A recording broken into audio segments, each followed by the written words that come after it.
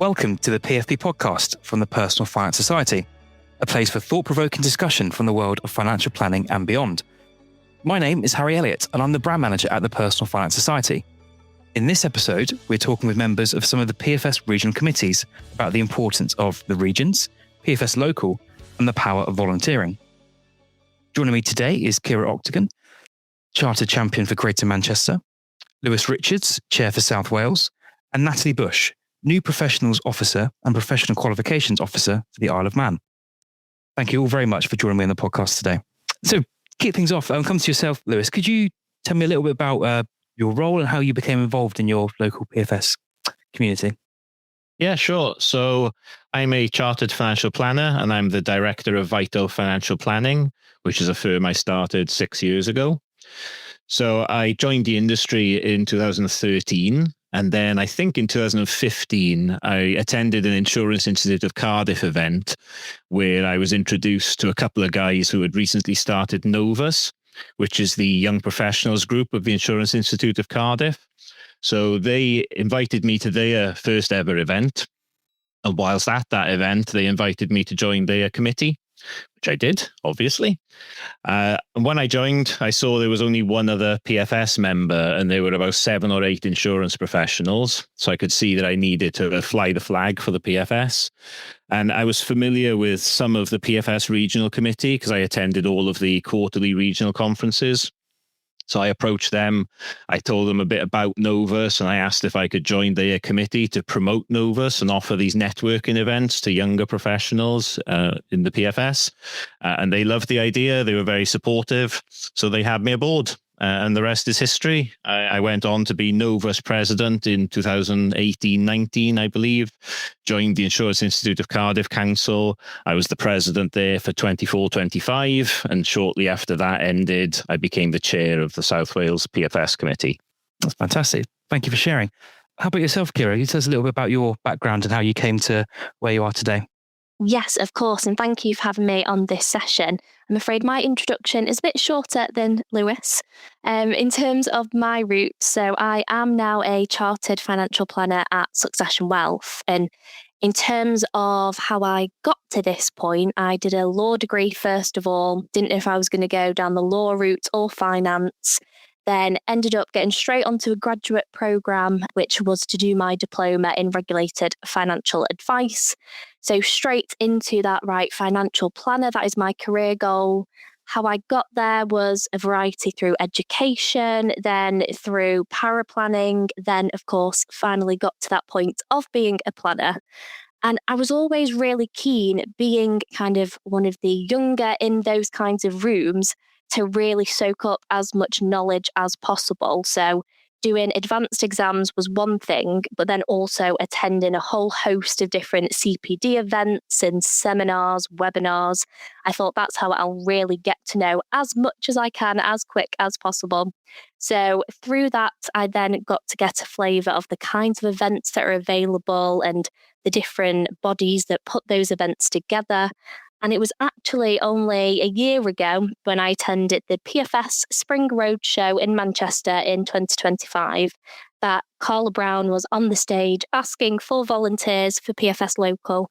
And I thought, that's exactly how I'll do it. Let's not just attend these events. Let's actually be part of bringing them to life. And that is how I became part of PFS Local Greater Manchester. Volunteered, put my hand up, and yes, now I am somehow the chartered champion. That's great to hear. Also good to hear how the roadshows make such an impact in so many ways. So yeah, really interesting little nugget there. Thank you very much. And yourself, Natalie, if you want to sort of introduce yourself to the group. So I'm a chartered financial planner at MAP Financial in the Isle of Man.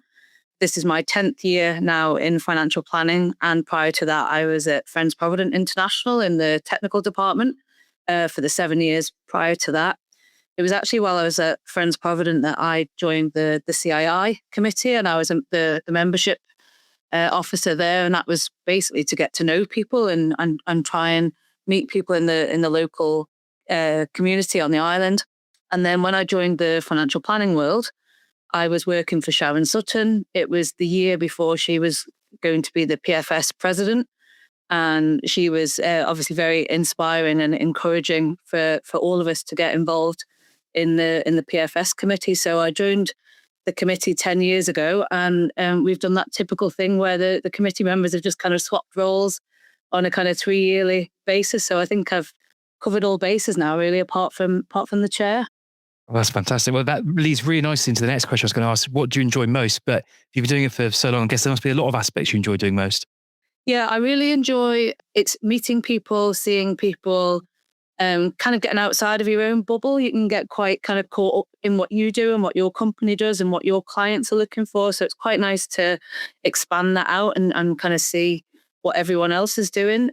And the most enjoyable bit really has been the last, say, 2 years where we've had control of the events that we've put on, because we're in quite a unique position on the island, or possibly the same as the Channel Islands, that we have a different regulator, we have different rules, and that ability to kind of now put events on which are really specific to our area and to the island has been really, really rewarding. And we've seen engagement improve, because now we've got members who can give us feedback to what they want, and we've got control as to what we put on. So it's been a kind of really enjoyable 2 years.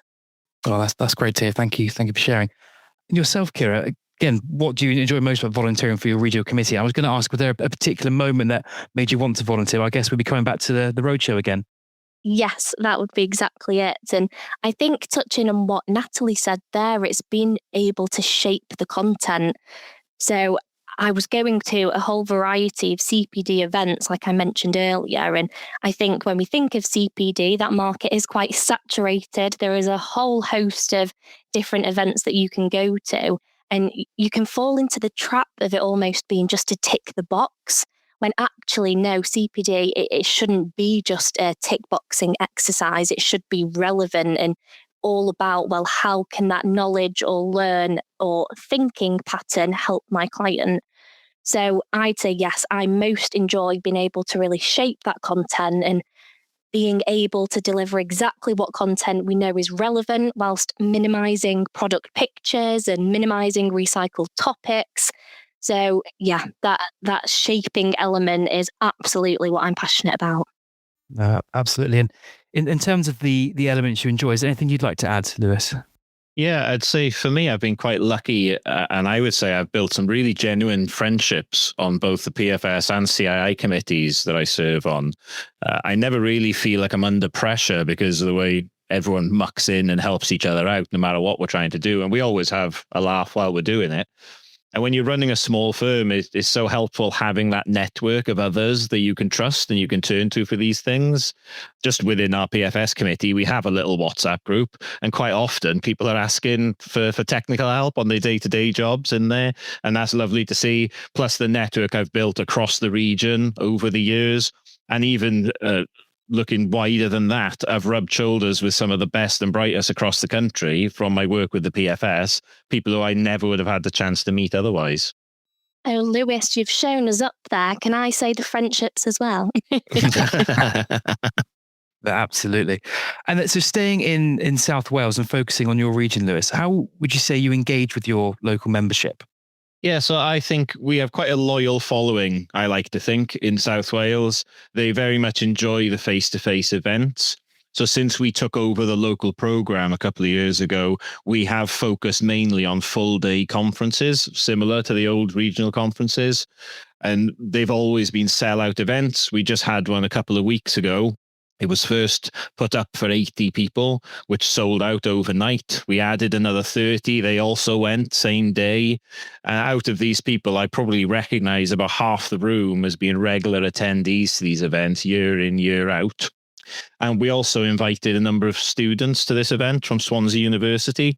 So we've had a relationship with Swansea University for probably 7 or 8 years now, with a key contact in the careers department there. And she arranges a minibus and brings members of the Investment and Finance Society to our events who are all interested in joining our profession. And she knows of a number of them who have joined over the years. And we were really glad to see at that event a couple of weeks ago, there was an individual who attended one of our events with Swansea University about 6 years ago, and he's now a chartered financial planner. So it just shows that all that effort we're putting in is actually paying off. That's fantastic. It must be very rewarding seeing things like that. Yeah, absolutely. Oh, fantastic. And then move to yourself, Natalie, in terms of that engagement with local membership. Anything you'd like to add? We've done a similar thing, really. We've tried to keep to the old kind of format where we have a full day local conference. We've done 2 each year, and that's been really successful. And like I say, we've seen our kind of attendance really improve since we've had kind of control over the content. This year, we're doing something a little bit different. In July, we're going to do our first kind of networking, more social event. And we've invited the CII members and members of the local CISI to that, because we've recognised that we're a small island and a small kind of financial planning community, and rather than kind of work against each other, let's work together and collaborate and see what we can do. So that's something that's quite exciting that we've got coming up. But because we are a small island and we do kind of all know each other, we've all been doing this for quite a long time. There's a lot of overlap, and we cross over in other events, networking events, industry body events, and things like that. So we're quite fortunate. I think our engagement is pretty good. That's fantastic to hear. And what about in Greater Manchester, Ciara? Yes. So in terms of Greater Manchester and engaging with our local membership, I'd say it is similar to Lewys and Natalie, very much face-to-face event-based. So we are running a mini-series, so a 3-part conference series.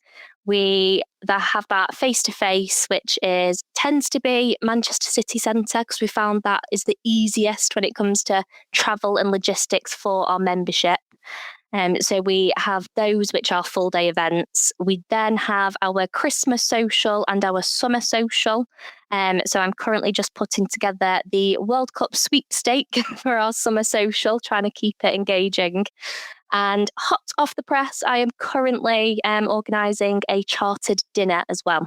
So a whole host, be it full day conference, social and networking based, or more niche, such as the chartered dinner.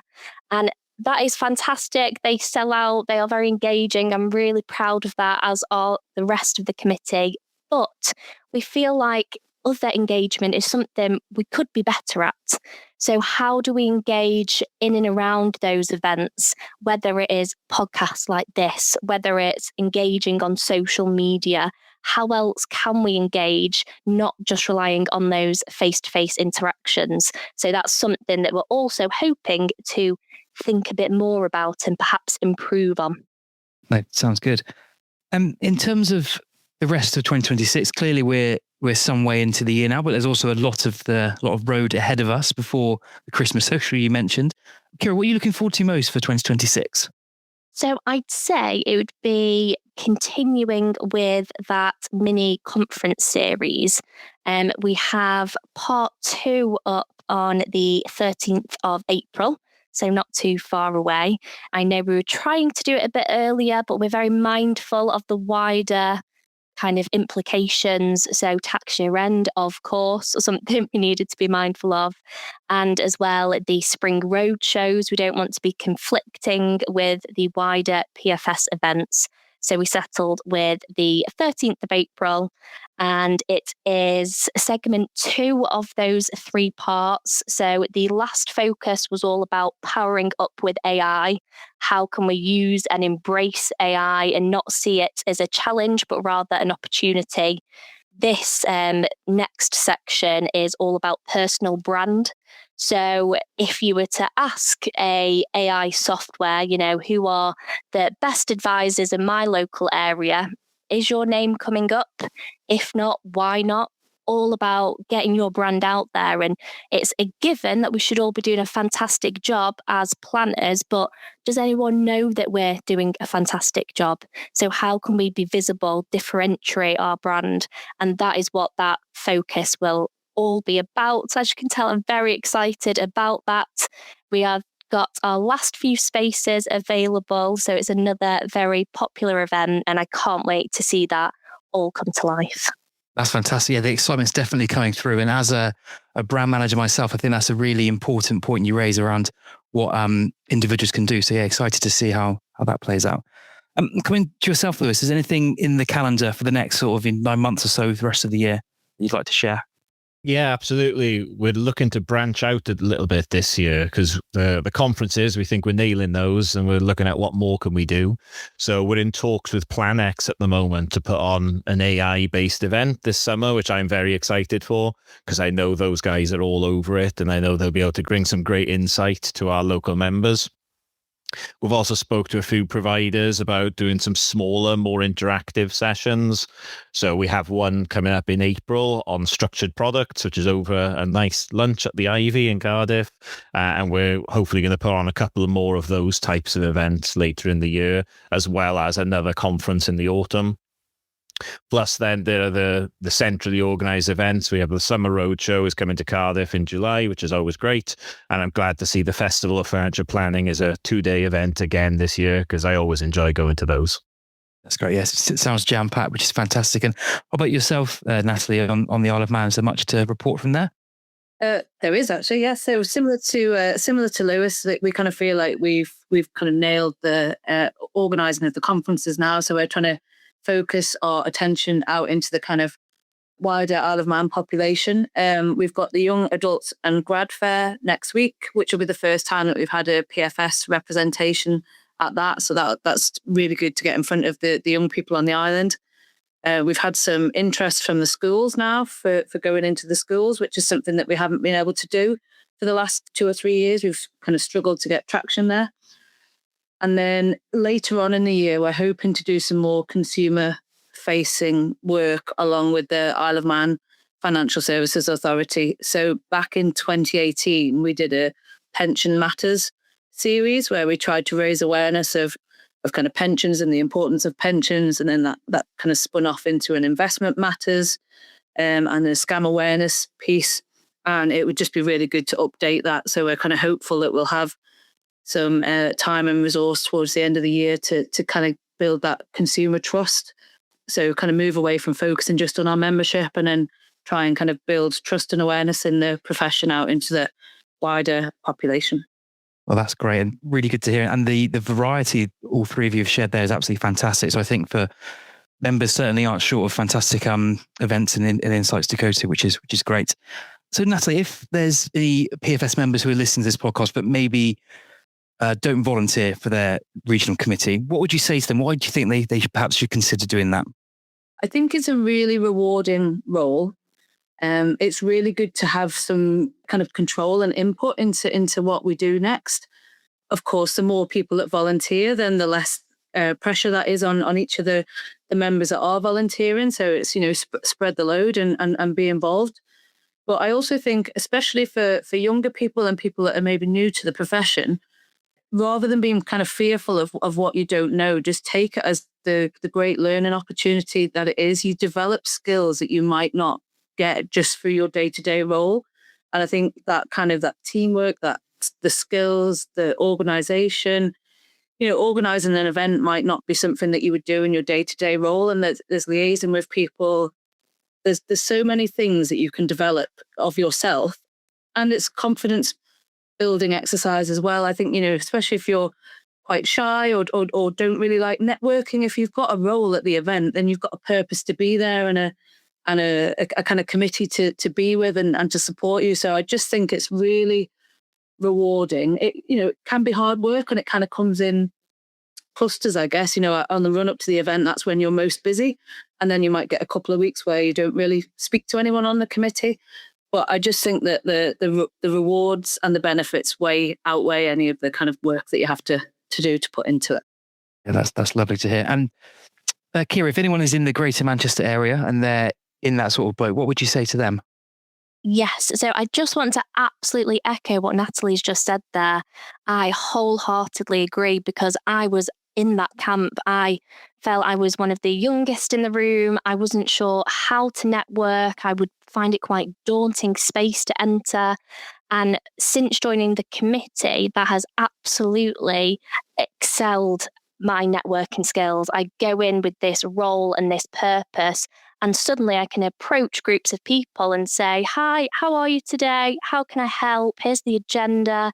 that purpose really does drive your confidence. And I would love everybody to experience that if they think it's a skill that they would like some work on. So yes, Natalie, fantastic point. I think in addition to that, I was also guilty of being one of the people in the room before I was on the committee going, oh, I wish they did this, or why don't they do more of that? Well, the only way to drive that change is either feed it back with the committee or be on the committee yourself. Drive the change that you want to see. If you've got some great ideas, whether it's something as simple as that venue wasn't great because there was no parking, or I know this great speaker who the content would be really useful, you can absolutely drive that change by being on the committee yourself. It's a very collaborative, open space. And I think the more people that we have on our committees, the more representation. So we can have more backgrounds, more ages, more different job roles. The possibilities are endless with the amount of representation that we can offer. And I would just, really encourage anybody that's even thinking about it, just give it a go. You're not locked in for life. Just give it a go, see what you think. Even if it's a year, please just give it a go. Yeah, fantastic. Really, really pertinent points. Is there anything you'd like to add to that, Lewys? Yeah, absolutely. I would just say it's such a great opportunity to just give back to your community. If the PFS helped you as you were coming through and doing all of the exams, then this just gives you the opportunity to help others in that position. And for me personally, just like what Natalie and Ciara have said, it was such a huge development for me with my communication skills and my leadership skills throughout those early years of my career, which no doubt contributed to me eventually starting my own firm. I might not have been able to do that without those skills. And I would also add, if you don't think you've got the time available to volunteer for your regional committee, you could always volunteer for the Education Champion program instead, which is something I don't think we've touched on today, but you could volunteer to go into schools and colleges to deliver education sessions to children, to students. And it's so rewarding to see them light up and understand what it is that we actually do. So you can sign up for the program, you do the training on your own time, and it's a bit like a 0-hour contract where they'll email you if there's a school or a college in your area that wants to arrange a session, and you only reply if you're available to do it. So there's no obligation on your time whatsoever. If you just want to do 1 or 2 per year, you're absolutely welcome to do that. And so anyone who is interested, you can just Google PFS Education Champions and they can send you all the information. Yeah, really, really good point. Thank you for sharing and thank you for raising that, because that does sound like a very exciting and flexible opportunity that is as much or as little as the member wants to do. Yeah, absolutely. That's really good. Thank you so much for everyone for giving me your time today. We really appreciate it. It's been a really insightful conversation from my point of view, and I'm sure members listening will find that as well. So a big thank you from everyone here at the PFS. Thank you so much. Thank you. Thank you for listening to this episode of the PFP podcast.